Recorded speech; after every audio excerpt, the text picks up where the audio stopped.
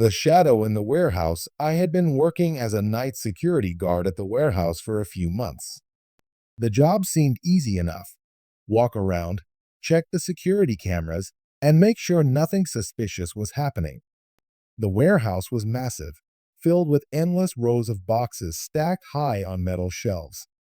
At night, the silence was overwhelming, broken only by the occasional creak of the building settling or the hum of the security monitors. At first, I enjoyed the solitude. There was something peaceful about walking through the aisles, my flashlight cutting through the darkness. But as time passed, I started noticing strange things.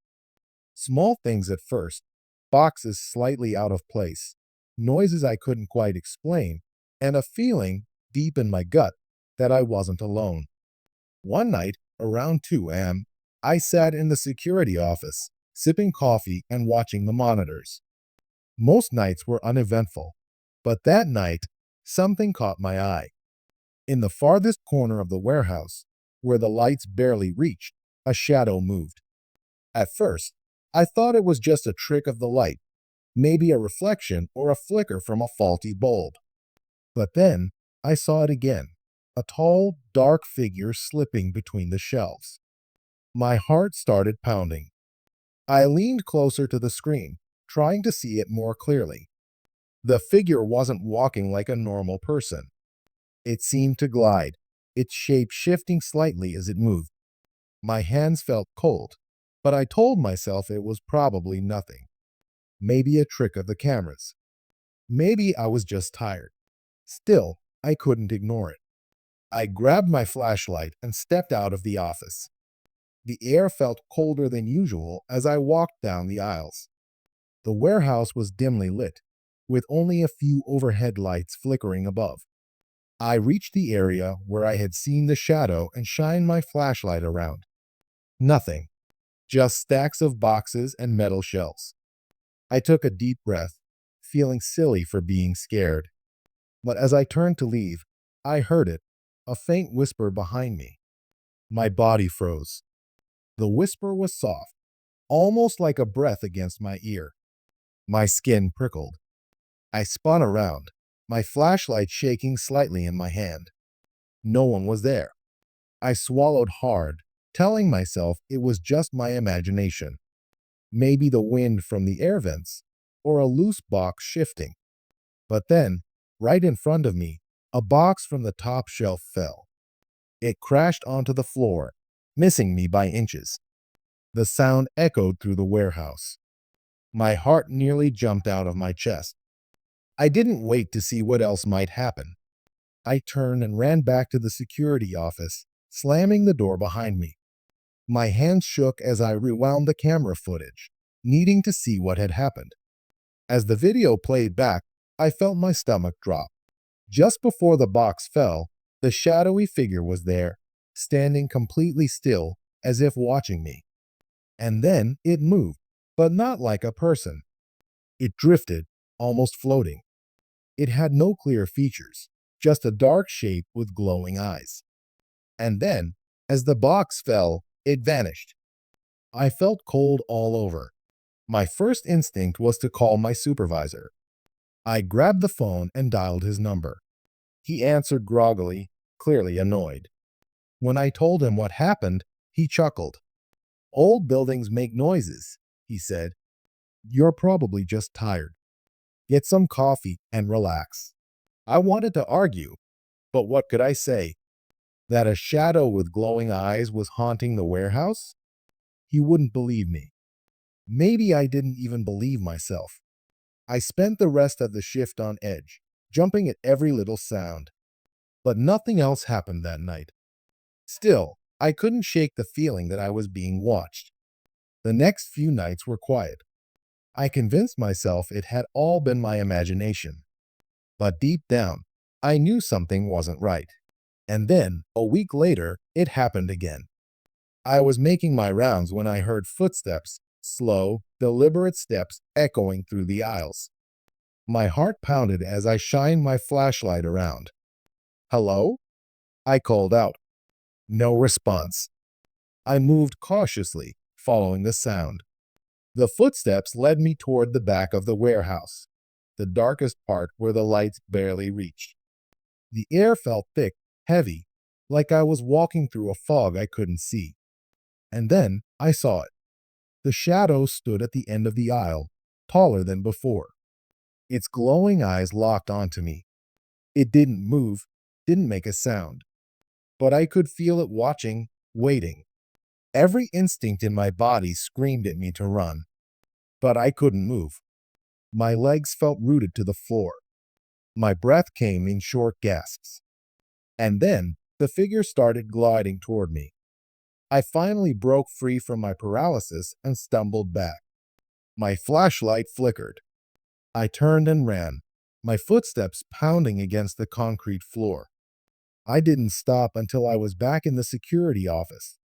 The door slammed shut behind me. I checked the cameras again, but this time there was nothing. No shadow, no glowing eyes, just an empty warehouse. I didn't sleep that morning when I got home. I kept thinking about what I saw. I searched online for stories about the warehouse, trying to find any history of strange occurrences. That's when I found something chilling. Years ago, before the warehouse was built, the land had been home to an old factory. A fire had broken out, killing several workers. Some people believed the place was cursed, that the spirits of the workers still lingered. Others said they had seen shadowy figures around the area at night. I didn't know what to believe, but I knew one thing. I wasn't alone in that warehouse. For the next few weeks, I did my job as usual, but I never let my guard down. I always felt that presence, lurking in the dark corners, just out of sight. And then, one night, I made a decision. I left the job. I never went back to that warehouse. I didn't care about the paycheck. Whatever was in there, it wasn't meant to be disturbed. Sometimes, late at night, I still think about those glowing eyes watching me. And I wonder if, somewhere in the darkness of that warehouse, the shadow is still waiting for someone else to notice it. The silent patient I used to work as a night shift nurse in a hospital. It wasn't a big hospital, just an old building with long, quiet hallways. At night, the place had a strange feeling. The lights flickered sometimes, and the sound of the machines filled the empty silence. Most nights were routine, checking on patients, giving medications, and making sure everything was in order. But sometimes, strange things happened. There was one patient I'll never forget. An old woman had been admitted weeks before. No one visited her. She never spoke. She just lay there, staring at the ceiling with hollow eyes, as if she were looking at something the rest of us couldn't see. The other nurses said she had been like that since she arrived. Some even joked that she was already a ghost, trapped between life and death. I didn't believe in ghosts or anything supernatural, but I did feel uneasy around her. There was something about the way she stared. It wasn't just emptiness. It was as if she was waiting. But for what? I didn't know, and I didn't want to think about it too much. One night, I was doing my rounds as usual. I walked into her room to check on her. But this time, she wasn't lying down. She was sitting up in bed, her thin hands resting on the blanket. Her eyes, normally dull and lifeless, were now focused directly on me. I hesitated at the doorway. This was different. She had never moved before, never acknowledged anyone. I swallowed my nerves and stepped inside. "Good evening," I said softly. "How are you feeling?" She didn't answer. She just kept staring. The air in the room felt heavy, like I had stepped into a different place entirely. Then, slowly, she turned her head to the side. Her lips curled into a smile, but it wasn't a normal smile. It was too wide, stretching unnaturally across her face. My skin prickled with fear. Then she whispered, "He's coming for you." Her voice was dry and raspy, barely more than a breath. A chill ran down my spine. My hands felt clammy. "Ooh," I asked, trying to keep my voice steady. She didn't answer. Instead, she laughed, a hollow, broken sound that made my stomach twist. Then, suddenly, the heart monitor next to her bed started beeping wildly. I jumped back and called for help. Within seconds, other nurses and a doctor rushed in. But by the time we checked her, she was lying back down, staring at the ceiling again, as if nothing had happened. Her vitals were normal. The doctor frowned, but didn't seem too concerned. "She's stable," he said. "Might just be confusion." I nodded, but I knew something wasn't right. My heart was still racing, and I couldn't shake the eerie feeling in my chest. For the rest of the night, I felt like someone was watching me. Every time I walked past an empty hallway, I thought I saw a shadow move. Every time I turned a corner, I expected to see that old woman's eerie smile waiting for me. But the worst part was the feeling behind me, like someone was standing there, breathing against my neck, just out of sight. When morning came, I was relieved. The day shift nurse came in, and I told her about what had happened. I expected her to laugh it off, to tell me I was just imagining things. But instead, she looked at me with confusion. "That patient died last night," she said. I froze. "What?" "She passed away yesterday evening," she repeated. "Did no one tell you?" I shook my head. My body felt cold. I had just spoken to her. I had seen her smile. I had heard her laugh. I didn't know what to say. I couldn't explain what I had experienced. The other nurses looked at me like I was crazy. Maybe I was. Maybe I had just imagined it all. But deep down, I knew what I had seen was real. And worse, I knew someone, or something, had been watching me that night. I quit my job soon after. Even now, years later, I still think about that old woman. I wonder what she saw when she stared at the ceiling. I wonder what she was waiting for. And most of all, I wonder if whatever was coming for me is still out there, waiting. The last gas station customer, I used to work the night shift at a small gas station by the highway. It wasn't a busy place, especially late at night. Most of the time, I would sit behind the counter, sipping on cheap coffee and scrolling through my phone, waiting for the hours to pass. Sometimes a truck driver would stop by to grab some snacks or gas, or a lost traveler would wander in looking for directions. But for the most part, it was quiet, almost too quiet. That night started like any other. The air outside was chilly, and the sky was pitch black, with only the flickering gas station lights breaking the darkness. I leaned back in my chair, rubbing my eyes, trying to stay awake. It was just after 2 a.m. when the doorbell jingled, announcing a customer. I looked up from my phone and saw a man walk in. He was tall, thin, and wore a long, tattered coat. His clothes were dirty, like he had been sleeping outside for a long time. The most unsettling thing about him was his eyes, hollow, empty, as if he hadn't slept in years. His face was pale, and there was something about him that made me uneasy, though I couldn't explain why. He didn't say a word. Instead, he reached into his pocket and pulled out a crumpled $5 bill. He placed it on the counter and pointed at a pack of cigarettes behind me. I hesitated for a moment before grabbing the cigarettes and ringing him up. As I handed him the pack, he suddenly leaned in and whispered, "You should leave. Now." His voice was rough, almost like a breath rather than words. A chill ran down my spine. I let out a nervous laugh, trying to play it cool. "Why?" He didn't answer right away. He just stared at me with those hollow eyes. And then he said, "He's watching." A cold wave of fear washed over me. "Who's watching?" I asked, my voice barely above a whisper, but he didn't respond. He grabbed the cigarettes and walked out into the night.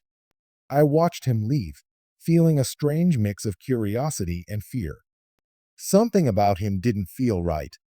After a few seconds, I stepped outside to see where he had gone, but he was nowhere to be seen.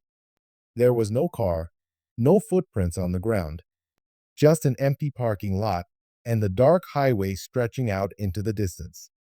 I stood there for a moment, listening. The wind rustled through the trees, and the neon gas station sign buzzed faintly. But there was nothing else. No footsteps, no sounds of a car engine, nothing.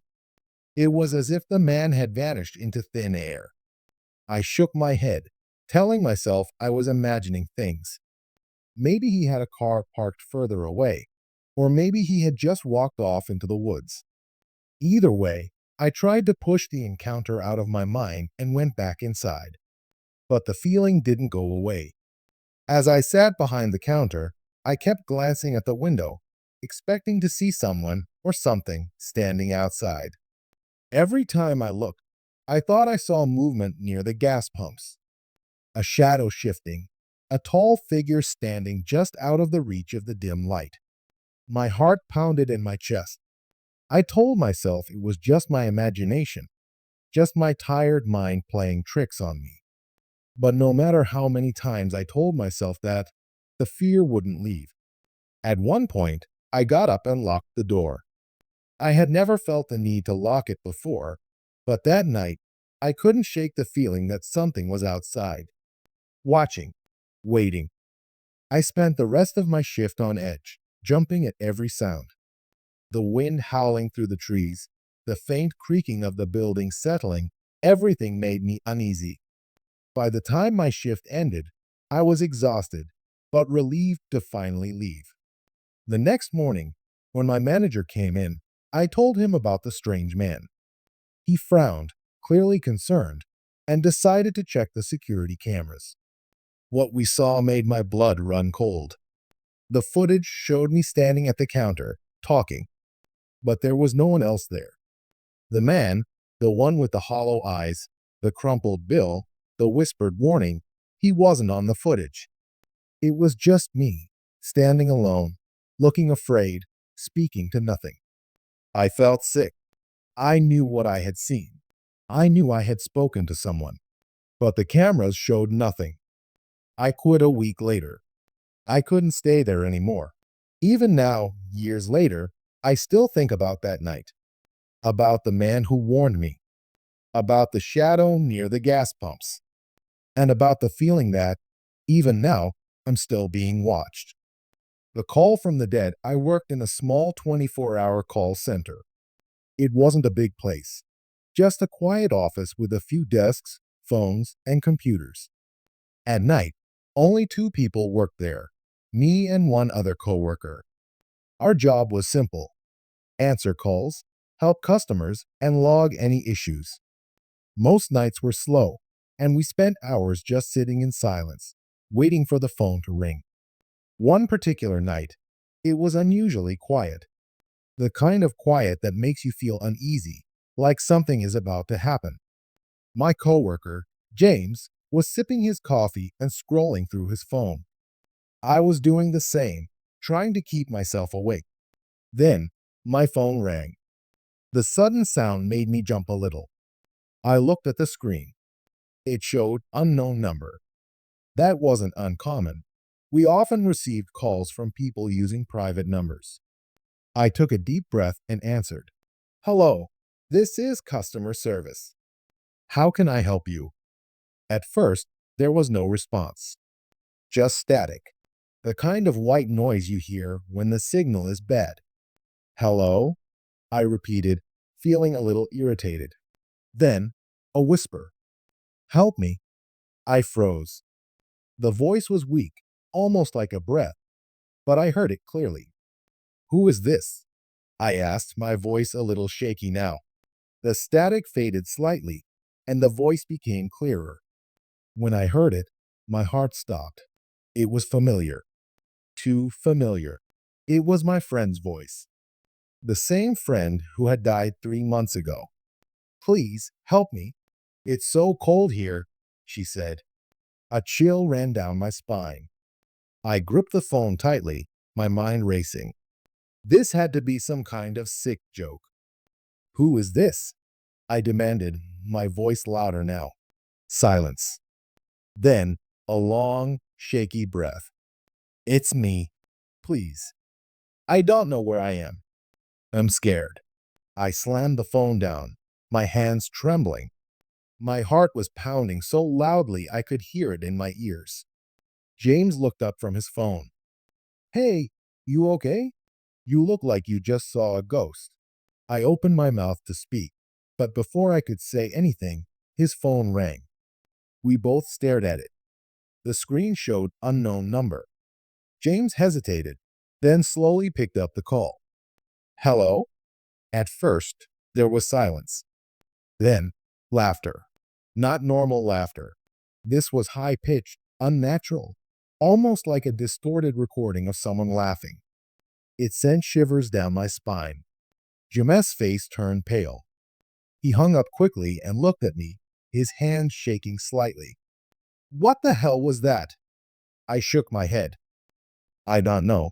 We sat there in silence, staring at our phones, waiting for them to ring again. But they didn't. The next morning, I checked my call log, expecting to see the unknown number. But it wasn't there. There was no record of the call. James checked his phone, too. Nothing. We tried to brush it off, telling ourselves it was just a weird prank. Maybe a technical glitch. But deep down, we both knew something wasn't right. That night, I couldn't sleep. Every time I closed my eyes, I heard her voice. Help me. I tossed and turned, my mind refusing to rest. At 3 a.m., my phone buzzed. My heart leaped into my throat as I grabbed it. A text message from an unknown number. It read, "Why didn't you help me?" I stared at the screen, my hands cold and sweaty. I wanted to ignore it, pretend it wasn't happening, but I couldn't.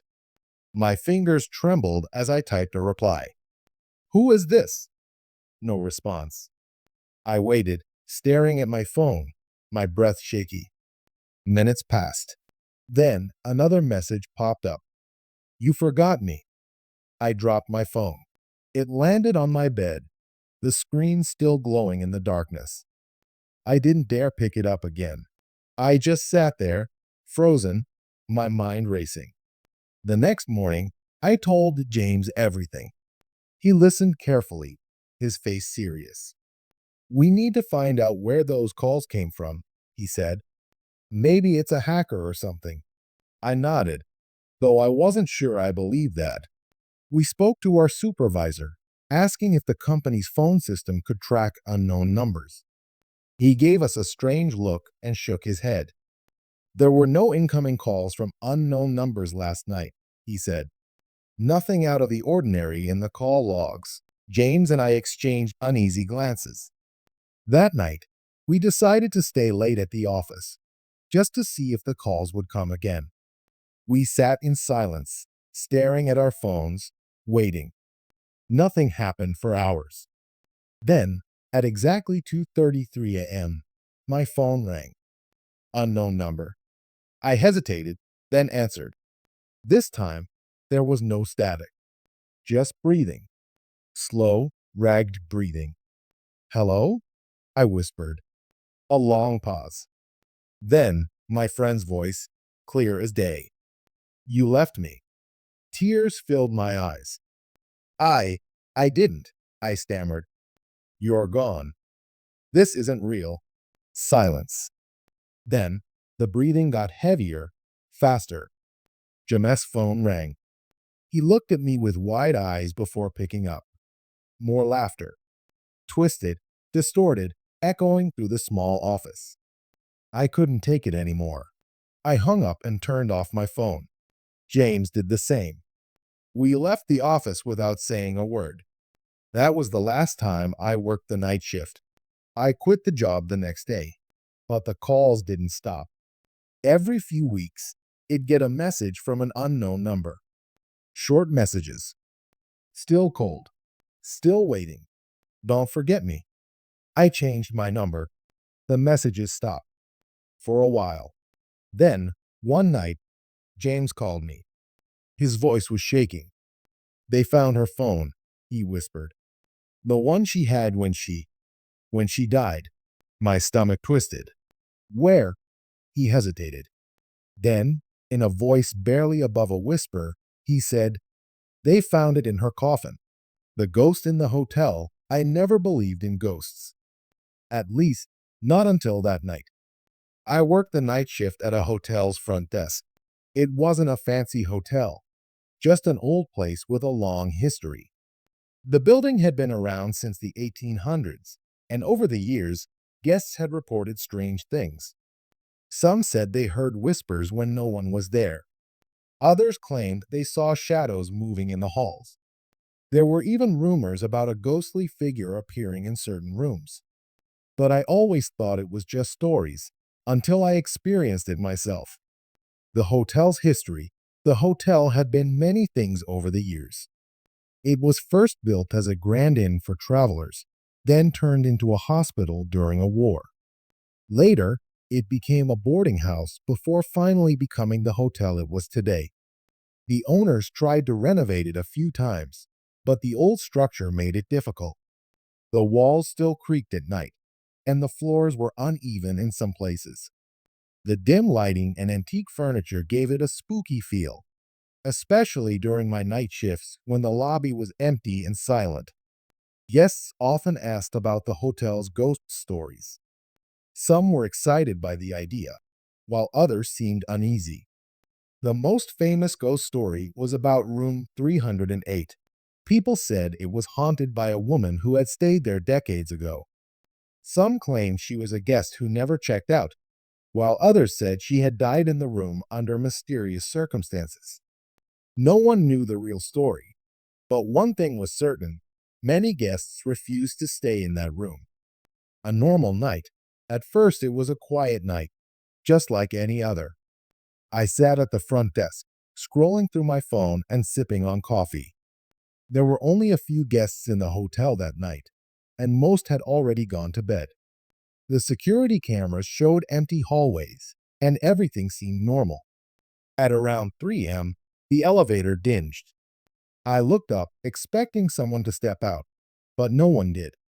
The doors slid open and stayed that way for a few seconds before closing again. I frowned. Maybe it was just a glitch.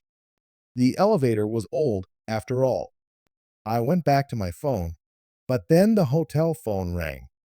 It startled me because no one ever called the front desk at that hour. I glanced at the caller ID. Room 308. A chill ran down my spine. That room had been empty for weeks. No one was checked in there. I hesitated for a moment before picking up the receiver. "Front desk, how can I help you?" I said, trying to keep my voice steady. Silence. "Hello?" I asked again. Then, a whisper, "Come up." The line went dead. The room no one stays in. My heart pounded. I stared at the phone, trying to convince myself that I had imagined the voice. But deep down, I knew I hadn't. Someone, or something, had called from that room. I took a deep breath and grabbed the flashlight from the desk. Maybe it was a prank. Maybe one of my coworkers was messing with me. I had to check. The hallway leading to room 308 was eerily quiet. The air felt heavier the closer I got. When I reached the door, I hesitated. My hand trembled as I slid the keycard into the lock. The little green light blinked, and the door clicked open. The room was freezing, much colder than the rest of the hotel. I could see my breath in the air. The bed was perfectly made, just as housekeeping had left it. Everything seemed untouched. Then I saw it. On the mirror, written in condensation, were two words: "Get out." I didn't wait to see anything else. I turned and ran out of the room, down the hall, and back to the front desk. My hands shook as I tried to catch my breath. I wanted to tell myself it was just my imagination, but the words on the mirror proved otherwise. What happened next? I didn't know what to do. Calling the police seemed ridiculous. What would I say? A ghost wrote on a mirror? No one would believe me. So I sat there, staring at the security monitors, hoping nothing else would happen. But it did. The elevator dinged again. This time, I watched closely. The doors opened, but the elevator was empty. Then, as I watched the screen, I saw it. A shadow moved across the hallway. It wasn't a person. It had no shape, just a dark mist that drifted past room 308 and disappeared. I felt sick. I didn't want to be in the hotel anymore, but I was the only staff member on duty, and my shift wouldn't end until morning. For the rest of the night, I sat at the desk, too scared to move. I refused to answer any more calls. I ignored the occasional sounds, whispers, faint footsteps, the feeling that I wasn't alone. The aftermath, when the sun finally rose, I grabbed my things and left as fast as I could.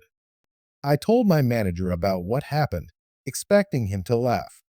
But he didn't. Instead, he gave me a knowing look and said, "You're not the first." He told me that staff members had reported strange things in room 308 for years. Some refused to go near it. Others quit after working just one night shift. Guests who stayed in the room often left early, saying they felt watched. Some even claimed they woke up to see a figure standing at the foot of their bed. After that night, I refused to work alone.